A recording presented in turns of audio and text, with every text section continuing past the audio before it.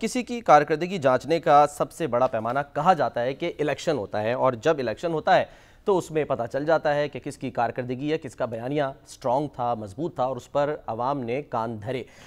लेकिन जब ज़िमनी इंतखाब होता है तो ये भी इल्ज़ामात लगते हैं कि क्योंकि ये ज़िमनी इंतखाब है तो इसमें हुकूमती मशीनरी का इस्तेमाल हुआ और इसमें जो फ़ायदा है वो हुकूमत को पहुँचा, हुकूमत को मिला। लेकिन जो इतवार के रोज़, जो सुपर संडे था गुज़श्ता रोज़, यानी 6 कौमी असम्बली के और 7 सूबाई असम्बली के हलकों में जो इंतखाब हुआ, उसमें दिलचस्प सूरत हाल ये थी कि सिर्फ 2 नशिस्तें ऐसी थी कौमी असम्बली की जहाँ पर पाकिस्तान तहरीक इंसाफ ने मुकाबला लड़ा, यानी वो मैदान में थे। बाकी जगहों पर वो मैदान में ही नहीं थे, उन्होंने बॉयकॉट किया हुआ था। और अब गो के इल्ज़ाम उनकी तरफ से तो इन 2 हलकों में लग रहा है कि जी धांधली हुई है और हमारे पास फॉर्म 45 जो हैं वो मौजूद हैं, लेकिन टेम्पर किए गए फॉर्म 45, न जाने क्या क्या बातें हो रही हैं। लेकिन दूसरी तरफ हुकूमत ये कह रही है कि जब आप मैदान में ही नहीं थे तो फिर आप धांधली का इल्ज़ाम क्यों लगा रहे हैं।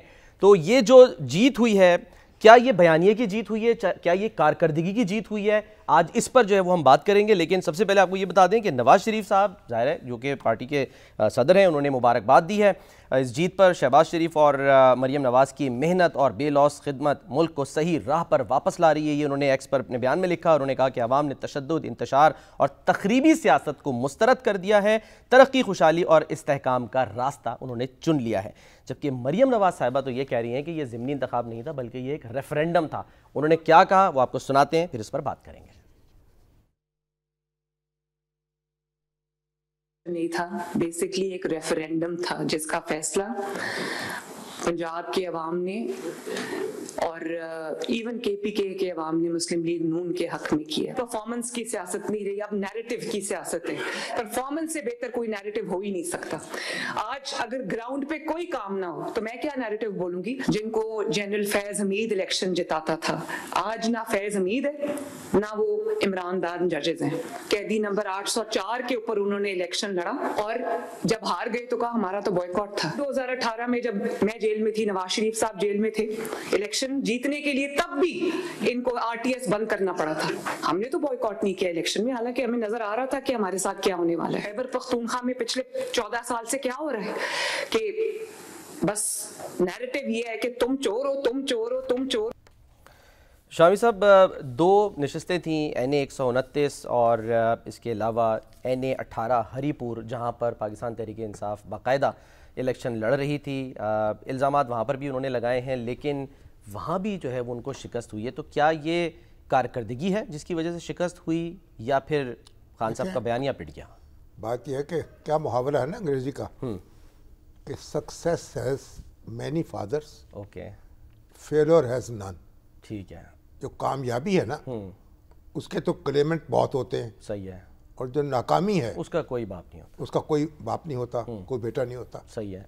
इसलिए अब मुस्लिम लीग क्योंकि जीत गई है इसलिए अब कोई भी दावा कर सकती।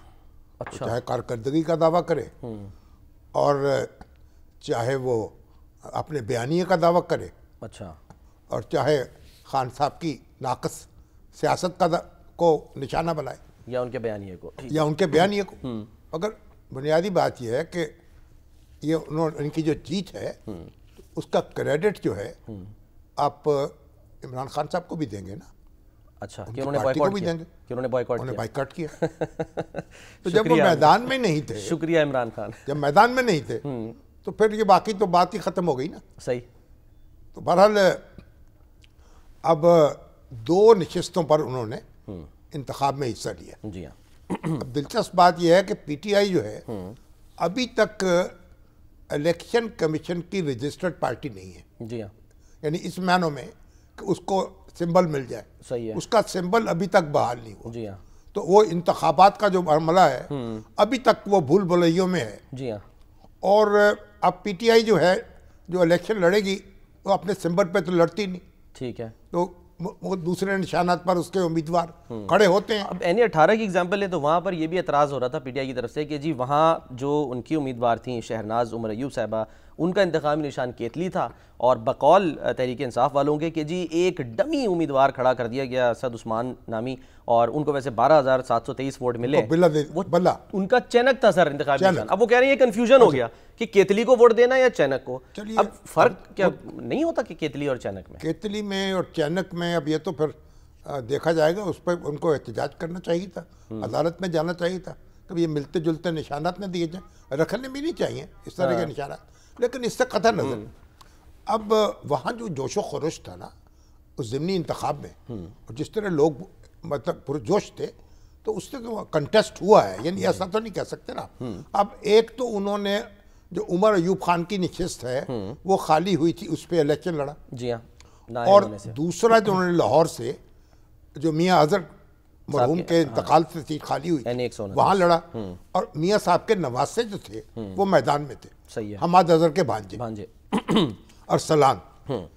लेकिन अब ये दोनों नशिस्तें उन्होंने हार दी। अब जो उनकी नशिस्त है ना ये हरीपुर की, अब उसमें उनके मुकाबले में जीते हैं बाबर नवाज खान। जी हाँ।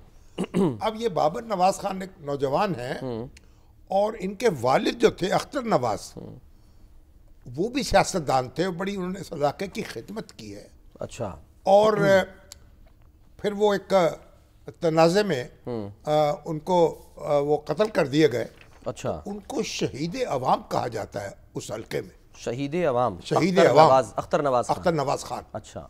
और उनकी बहुत एक साख है, और उन पर उनके नाम पर वहाँ कॉलेज जो है कॉमर्स कॉलेज, उसका नाम भी उनके नाम पे रखा गया। अच्छा।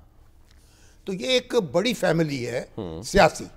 और ये अख्तर नवाज जो हैं उनके बेटे हैं बाबर नवाज, उनके भाई भी, उनके भतीजे भी, उनकी भतीजी भी, सब सियासत में हिस्सा लेते हैं। ठीक है। तो अब ये मुस्लिम लीग नून से इनका पुराना ताल्लुक है, और ये 2015 में भी कौमी असम्बली के रुकन मुंतखब हुए थे। 1,37,000 वोट लिए थे। अच्छा, और अब ये कि इन्होंने जो तरक्याती काम कराए हैं ना, उसकी तो कहते हैं मिसाल ही नहीं मिलती। सुई गैस और 600 गाँव 600 गाँव जो है उस इलाके के, उसमें गैस लेके गए। जी हाँ। और जब नवाज शरीफ जो थे उन पे उफ्ताद पड़ी, तो उनका बहुत बड़ा जलसा, इनकी दावत में बड़ा जलसा उनका वहाँ हरीपुर में कराया उन्होंने। अच्छा। और इसमें हमारे जो कैप्टन सफदर हैं वो भी इनके साथ थे, और अमीर मुकाम जो हैं वो भी पूरी कुव्वत से इनके साथ थे, और इनका अपना एक पस मंज़र भी है। और ये इलेक्शन में कभी जीतते हैं कभी हारते हैं, और उमर अयूब फैमिली जो है और गौहर अयूब फैमिली, उनसे इनका मुकाबला रहता है। ठीक है। तो अब ये कोई अजनबी नहीं है, या ऐसे कोई नोबडी नहीं है कैसे चलते चलाते आ गए तो हम कहें कि जी इलेक्शन कैसे जीत गए। सर अगर हम उमर अयूब साहब की अपनी एग्जांपल ले लें तो वो खुद भी नून लीग के टिकट पे जीते हैं यहाँ से। ठीक है। हाँ। तो नून लीग मौजूद तो है ना, उमर अयूब भी, उनकी भी साख है वहाँ, वो भी इस वहाँ लड़ते हैं, इनकी भी साख है। तो ये एक यानी इनकी जो यानी ऐसा नहीं है कि हम कहें कि ये कोई मतलब एक जाली जैसे कोई उम्मीदवार आ गया था, एक बड़ा मजबूत उम्मीदवार, और उसने फिर इलेक्शन लड़ा, और उसकी जो कवरेज आती रही वो अब वो तो इलेक्शन जो है उसका रिजल्ट आया है, और उस पर तो अब बहुत मुश्किल है कि ये कहना कि इसमें धांधली हुई है।